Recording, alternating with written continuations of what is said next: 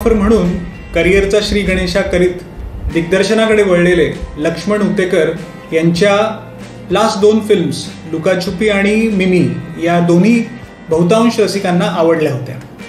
आज त्यांच्या 2 जून रोजी प्रदर्शित होत असलेल्या जरा हटके जरा बचके या सिनेमाचा ट्रेलर प्रदर्शित झाला, जो खूपच इंटरेस्टिंग वाटतोय. नमस्कार मित्रांनो, मी अजिंक्य उजळमकर आणि तुम्ही बघत आहात नवरंग रुपेरीचे यूट्यूब चॅनल. मित्रांनो, ट्रेलरच्या सुरुवातीलाच ही कथा एका मध्यमवर्गीय विवाहित जोडप्याची आहे हे क्लिअर होते. इंटरेस्टिंगली या ट्रेलरमध्ये एका ऑडिओ कॅसेटची ए आणि बी बाजू बघायला मिळते. आता ऑडिओ कॅसेट म्हणले की 90sचा जमाना आला. असं वाटते की या सिनेमाचा बॅकड्रॉप म्हणजे कथेची पार्श्वभूमी त्या दशकातली असावी अशी एक शक्यता आहे. राहुल म्हणजे जी भूमिका विकी कौशलनी साकारलेली आहे आणि सौम्या जी साकारली आहे सारा अली खान, हे इंदोरमधील एक विवाहित जोडपं असल्याचं दिसतंय.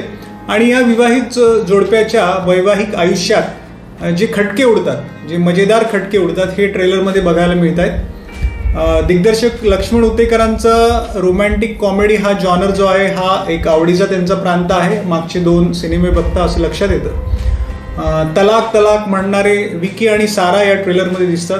तर हा तलाक म्हणजेच डिवोर्स मागताना हा सहपरिवार डिवोर्स आहे असं एक दिसतंय याच्यामध्ये.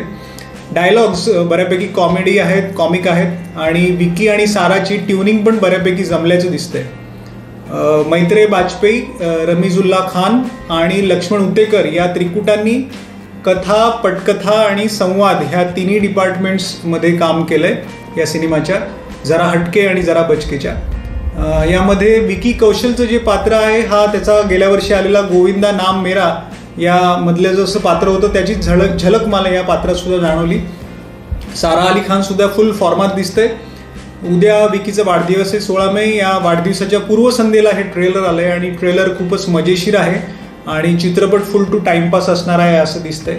बघूयात काय होते. तर मित्रांनो, तुम्हाला आमचा आजचा जरा हटके जरा बचकेचा ट्रेलर रिव्ह्यू कसा वाटला हे आम्हाला नक्की सांगा कमेंट बॉक्समध्ये. आणि अशाच अपडेट्ससाठी नवरंग रुपेरीचे यूट्यूब चॅनल नक्की सबस्क्राईब करा. धन्यवाद.